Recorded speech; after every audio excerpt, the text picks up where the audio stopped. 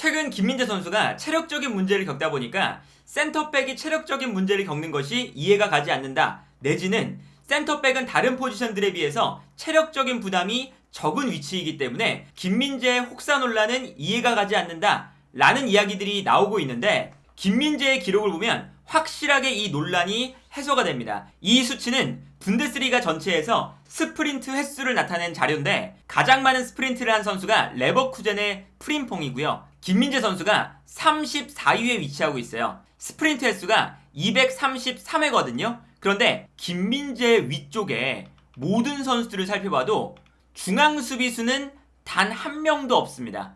그러니까 중앙 수비수 중에서 가장 많은 스프린트를 하는 선수가 김민재라고 할 수가 있겠고, 이걸 프리미어리그로 가져가 봐도 프리미어리그의 스프린트 횟수거든요. 이게 11라운드까지의 기록인데 1위가 고든, 2위가 손흥민 쭉 내려가다 보면 김민재의 233회에 해당하는 기록이 네투 다음의 기록이에요. 그런데 네투부터 은베모, 소보슬라이 위쪽을 보면 중앙 수비수, 심지어 풀백조차 없습니다. 그러니까 김민재 선수의 스프린트 횟수는 기본적으로 프리미어리그 내에서도 가장 많은 축에 속하고요. 그리고 분데스리가가 아무래도 프리미어리그보다 수비 라인이 높은 팀이 많기 때문에 스프린트 횟수가 조금 더 많은 편인데, 여기서도 중앙 수비수 중에서는 김민재가 가장 많은 스프린트 횟수를 기록하고 있다. 그리고 여기에 더해서 활동량을 보면요, 일단 분데스리가 전체에서 가장 많은 활동량을 보여주는 선수가 스킬이거든요. 근데 이 스킬이 다음으로 쭉 내려가다 보면 김민재 선수가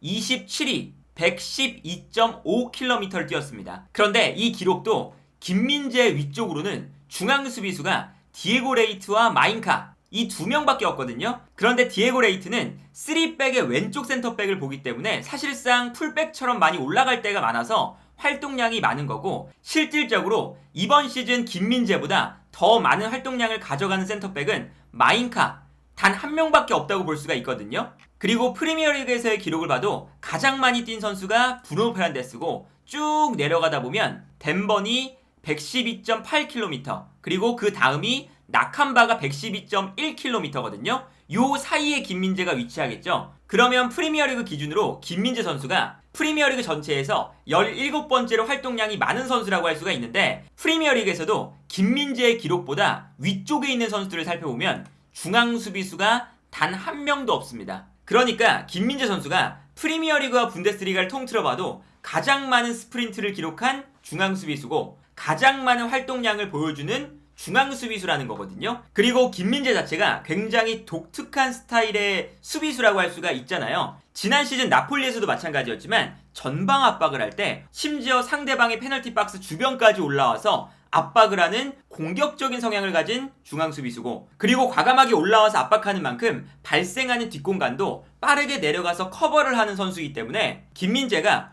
보통의 선수들과는 다르게 스프린트 횟수나 활동량이 많을 수밖에 없어요. 그리고 이러한 특성을 가지고 있기 때문에 스팔레티 감독도 마찬가지고 투엘 감독도 마찬가지고 수비 라인을 편하게 올리면서 경기를 운영할 수가 있는 거죠. 그런데 여기서 김민재 선수가 나폴리 시절 때보다 지금 바이에른 뮌헨에서 조금 더 체력적인 부담을 느낄 수밖에 없는 건 기본적으로 선수단의 구성이 달라졌다는 게 있거든요. 이제 어떤 게 있냐면, 전방 압박을 할 때 바이에른 뮌헨도 라인을 엄청나게 끌어올리는 편이죠. 그런데 수비 라인 앞 공간에서의 커버가 약간 불안할 때가 많아요. 특히나 고레츠카는 조금 더 공격적으로 올라가기 때문에 키미히가 혼자 남아있을 때가 많은데, 키미히가 전형적인 수비형 미드필더가 아니기 때문에 이 공간에서 커버가 안 되니까 어쩔 수 없이 김민재가 이 라인 앞 공간도 커버를 해야 되고요. 그리고 동시에 매우 넓은 공간을 신경을 써야 되는 상황이 만들어지게 되는 거죠. 예를 들면 이런 장면입니다. 일단 바이에른 뮌헨의 수비 라인이 약간 라인을 높이고 있는데, 이때 수비 라인 앞 공간에서 바이에른 뮌헨의 미드필더들이 수비 라인 앞 공간을 보호하지 못하고 있죠. 그리고 심지어 팀 간격이 좀 넓기 때문에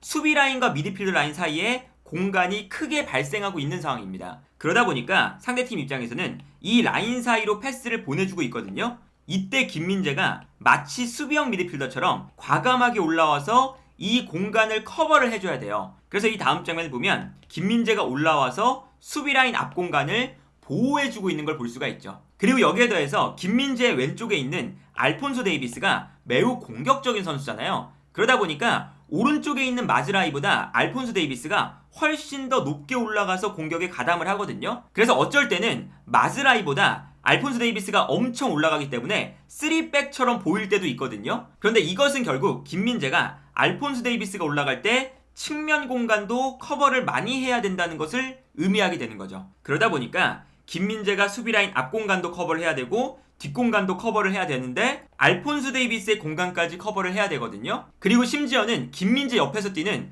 우파메카노와 더리우트가 번갈아 가면서 부상을 당하다 보니까 이 선수들이 제 컨디션이 아니잖아요. 그래서 어쩔 때는 우파메카노나 더리우트가 아니라 김민재의 옆자리에 어쩔 수 없이 전문 중앙 수비수가 아닌 마즈라이가 김민재의 옆자리에서 센터백을 볼 때가 있죠. 그런데 이렇게 되다 보면 아무래도 풀백도 올라가고 그리고 마즈라이도 어느 정도 올라가는 플레이를 하게 되면서 김민재가 혼자 남을 때가 있어요. 물론 이거는 김민재 선수가 우파메카노와 더리우트가 번갈아 가면서 부상을 당하다 보니까 김민재나 투엘 감독도 어찌 할 수 없는 부분이긴 한데 그만큼 김민재는 바이에른 뮌헨에서 수비형 미드필더가 부족하다 보니까 수비라인 앞 공간도 커버를 해야 되고 그런데 수비라인이 높으니까 수비라인 뒷 공간도 커버를 해야 되고 심지어 알폰소 데이비스는 많이 올라가는 편이니까 알폰소 데이비스가 없는 왼쪽 측면도 커버를 하고 그리고 때에 따라서는 우파메카노나 더리우트가 없을 때 마즈라이나 혹은 라이머, 키미 이런 선수들이 나오면 올라가서 수비를 하기 때문에 그 공간까지 김민재가 커버를 할 때가 나오거든요. 그래서 최근에는 우파메카노가 정상 컨디션이 아니다 보니까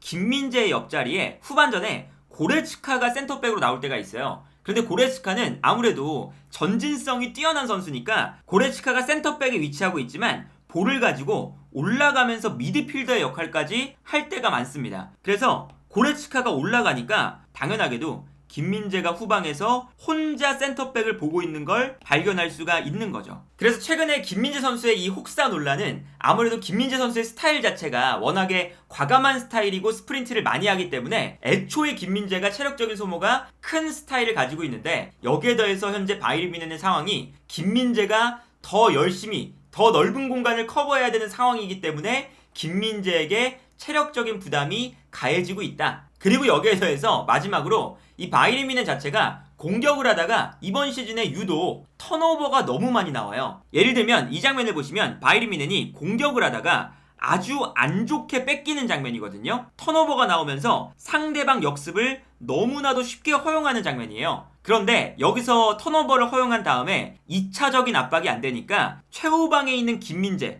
이 한 선수에게 너무 넓은 공간이 형성되어 있죠. 그러다 보니까 상대가 역습을 할 때 김민재가 이 넓은 공간을 혼자서 커버를 하면서 전력 질주를 하는 장면들이 많이 나오게 되고요. 그러다 보니까 김민재가 이 넓은 공간을 커버하면서 스프린트도 많고 체력적인 소모도 더욱더 많아지는 것도 있거든요. 그래서 김민재 선수가 센터백인데 혹사 논란이라고 부르기에는 너무 우리 관점으로 보는 것이 아니냐 라고 하지만 전체적으로 이제 기록들이나 이런 플레이 스타일 그리고 바이에른 뮌헨의 상황을 봤을 때는 누가 봐도 김민재는 혹사를 당하고 있는 상황이거든요. 그리고 일정 자체도 김민재가 국가대표팀 경기를 할 때는 아시아까지 왔다가 다시 유럽을 가야 되기 때문에 심지어 최근에는 매달 A매치가 있잖아요. 그래서 독일 매체에서도 이게 스포르트에서 나온 기사인데 얼마나 김민재의 혹사가 오래 지속되어야 되냐라고 하면서 김민재는 지금 바이에른 뮌헨의 수비진이 너무나 부상을 많이 당하기 때문에 얇아진 스쿼드에서 너무 많이 뛰고 있다. 그리고 너무 많이 뛰다 보니까 때때로 김민재가 체력적인 부담과 집중력이 떨어지면서 심각한 실수를 저지를 때가 생긴다. 이렇게 혹사를 해도 되는 일일까? 라는 기사가 나오고 있거든요. 그래서 이 기사를 쭉 읽어보면 김민재는 지금 너무나도 많은 시간 총 990분 중에 959분을 뛰고 있고 이 선수는 챔피언스 리그에서도 모두 풀타임을 뛰고 있다. 그리고 심지어 A매치가 있기 때문에 A매치 기간 동안에도 회복 기간을 가질 수가 없습니다. 그래서 최근에는 바이에른 뮌헨의 단장인 프로인드가 어떤 이야기를 했냐면 김민재가 국가대표팀을 포함해서 몇 달째 매경기 90분씩 뛰고 있다. 그리고 김민재는 한계에 도달했기 때문에 최근에 집중력을 상실하는 일이 일어나는 것은 어쩔 수 없는 김민재도 인간이기 때문에 일어나는 일이다. 이런 인터뷰처럼 지금 바이에른 뮌헨 내부에서도 너무 많은 경기와 많은 시간을 뛰면서 혹사라고 불릴 정도로 김민재가 출전 시간을 부여받고 있고 그렇기 때문에 김민재가 집중력을 잃으면서 실수가 나온다는 것을 어느 정도 인정하고 있는 분위기거든요. 그렇기 때문에 뭐 여러 가지 측면을 바라본다면 김민재 선수의 혹사 논란은 객관적인 시선에서 바라봐도 어느 정도 합당한 혹사 논란이다. 그런데 여기서 더 문제는 김민재 선수가 이번 A매치 기간이 끝나도 계속해서 90분을 뛰어야 된다는 거거든요. 더리우트는 올해 복귀를 못한다고 이야기가 이미 나와버렸고, 그러다 보니까 현재 바이에른 뮌헨에 남아있는 중앙 수비수가 김민재와 우파메카노 단 2명이에요. 그런데 바이에른 뮌헨은 챔피언스 리그도 병행을 하는 팀이다 보니까 3일마다 있는 경기에 김민재가 또 계속해서 나와야 되고, 그리고 여기에 더해서 1월 달에는 아시안컵까지 있으니까 이번 시즌 김민재 선수가 너무할 정도로 혹사를 당한다는 것은 자명한 사실이고, 다만 이제 챔피언스 리그에서는 바이에른 뮌헨이 1위를 확정지었기 때문에 김민재 선수를 조금 더 쉬게 해주면서 쉴 수 있는 시간은 이전보다는 조금씩 늘어나지 않을까. 그리고 올해가 끝난 다음에 아시안컵을 갔다 오면 더리우트도 복귀를 하니까 김민재, 우파메카노, 더리우트 이 3명의 선수가 로테이션을 돈다면 김민재 선수도 시즌이 가면 갈수록 쉴 수 있는 시간이 많아지면서 더욱더 좋은 활약을 펼칠 수 있지 않을까 싶네요.